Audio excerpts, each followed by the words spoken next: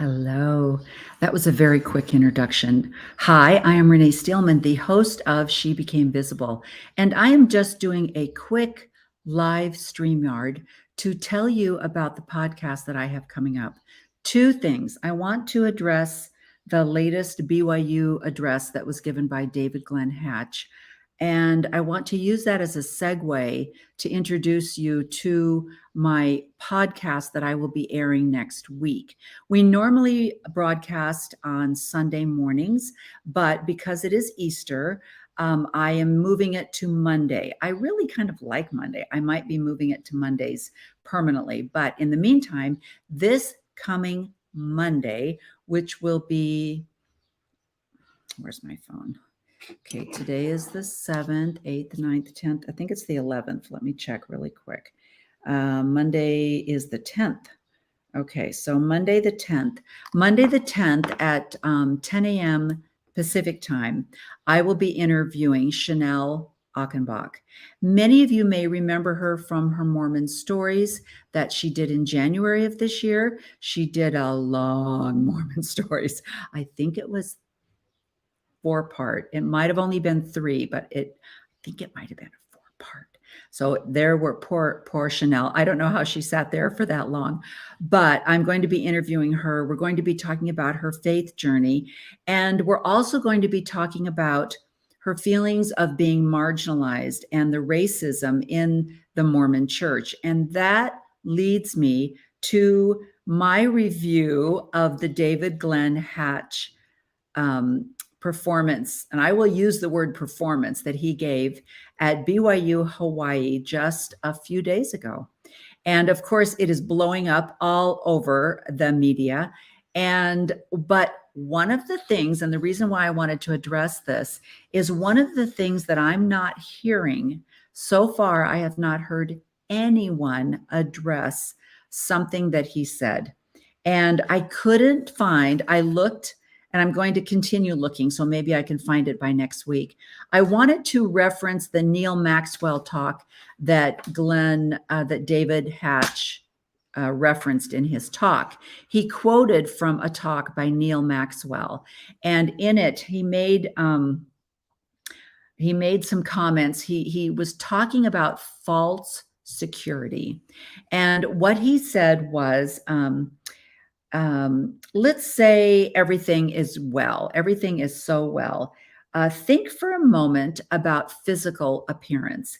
And then he went on to say, if you looked at someone who you thought was physically beautiful, but what if your inside soul, basically, I'm paraphrasing now, what if your inside soul could be reflected on the outside? And so suddenly you would be finding someone that might be a hunched back, or a pruned face, or a weathered arm. And even though they had maybe a pretty figure, their soul, their spiritual, he called it spiritual cripple, would be evident on the outside. And I cannot believe that no one else picked up on that, on the disparaging comments about what would be considered beautiful and what would be considered a horrible cripple, something that you had to turn away from, that you couldn't look at. And he's basically disparaging the disability community. And I thought of the things that he mentioned: a hunchback, a pinched, pruned face. What does that mean? Is that ageism? Is he talking about aging? He's talking about a pretty figure. So are we talking about, again, ageism? Are we talking about someone that's youthful and has a figure that would emulate the possibility of being in the birth stages of her life, but maybe somebody that's older, someone that doesn't have what you'd call a pretty figure any longer, would be considered horrible to look at? And, and of course he mentioned what if you were looking at a beautiful movie star? So he's putting down, even right there in that talk, he's putting down beautiful movie stars. They have to be empty on the inside. Their soul has to be spiritually crippled, because even though they're pretty on the outside, You don't know what's going on spiritually on the inside. It was so judgmental. But when he mentioned the withered arm, it made me think of my mother-in-law, whose mother had a hand that never developed, and she would hide it. She would hide it away, even though she became a fairly accomplished, not anything great, but she played the piano for primary and in church. She was able to play the piano with one hand, even though she had a withered arm.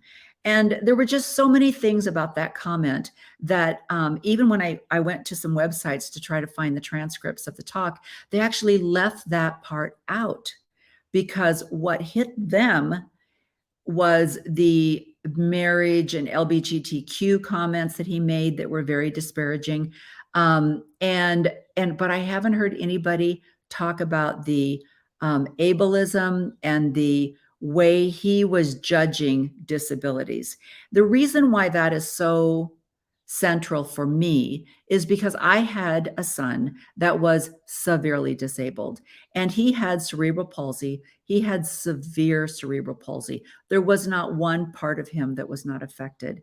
And he was in a wheelchair. He was not ambulatory at all. And because of the spasticity of his joints, his hands were what they called the W position. So his arms were permanently in this position. His hands were wrinkled. And so when he sat in his wheelchair, he would sit back and his hands would be up like this. His legs were stiff. His feet were crossed. His toes were turned over. His fingers were jointed oddly because of the spasticity in his joint. And he was startling for children to look at. Adults could see past the disability and they could see the beauty of his face, the beauty of his personality, the beauty of his soul that came through his eyes and his fabulous sense of humor and his smile. But just the physical part of having severe spastic cerebral palsy was startling to children. I mean, they would literally walk into walls when they walked past him because they would be staring and not paying attention to where they were going, and they would run into a wall. And it was scary for them. I will admit he looked scary to them. But the thought that Neil Maxwell, and the reason I want to find this talk is because I would love to find out what year he gave that talk. But the idea that he would begin to list physical traits that would be considered ugly, that we would be turning away from, that we would hope that they were kept inside, that no one saw them on the outside. It just reminded me so much of how people with disabilities were treated. I mean, when I was growing up, there were no disabled kids in our school. And fortunately, laws changed. And because of, cannot remember her name right now, that's terrible, but I can't remember her name, but she was the mother of the young boy. Do you remember the man who decided to start running marathons with his son? And Rick, you guys you're screaming it. I know you're screaming it at right now. But anyway, his wife actually supported this marathon thing for a number of years. But after a few years, she couldn't put up with it anymore because she began to wonder, is this all about our son, Rick? Or is this all about the dad, Rick? Who was really getting the attention? Who was thriving off of this? They ended up getting a divorce, and she eventually ended up dying of cancer in a small town in Washington state. And I think she actually lived on like a lavender farm. I could have all of those details wrong, but what she did, her father took their son, the father took the son and ran marathons.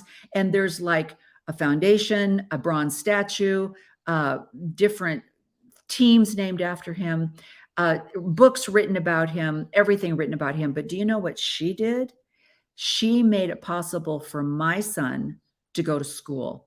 She was very instrumental in changing the laws in Massachusetts so that it got eventually changed in the entire nation, that federally public schools had to take children with disabilities in, and that they were able to stay in the school system until they were 21.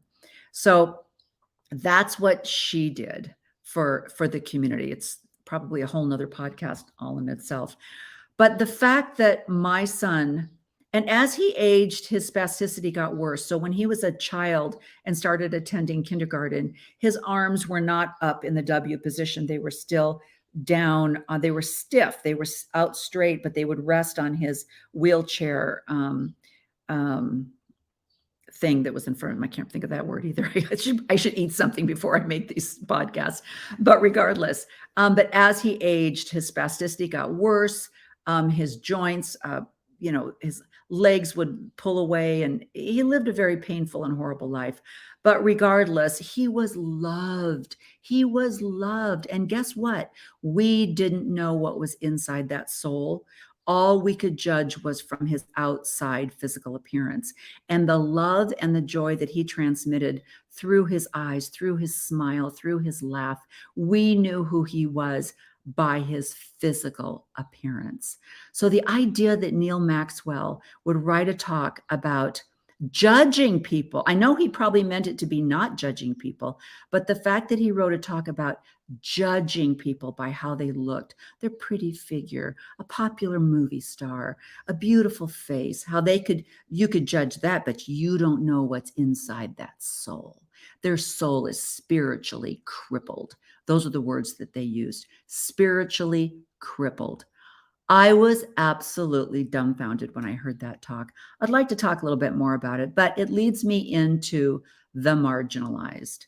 And we talk a lot about that on the podcast, She Became Visible. But next Monday, I'm going to be speaking with Chanel, who, as an African-American woman living in Utah, she certainly experienced being marginalized in many ways. And she's going to tell us all that story. So please tune in Monday, April 10th at 10 a.m. Pacific time. Listen to She Became Visible and comment. We'd love to have you interact through comments, which you can do. So I appreciate it. Thank you so much for listening to me rant for a few minutes. And hopefully we will all meet again on Monday morning. Is there a song? Monday, Monday. I don't think it talks about podcasts though. All right. Bye-bye. Have a great weekend. Enjoy the time with your family, however that is spent.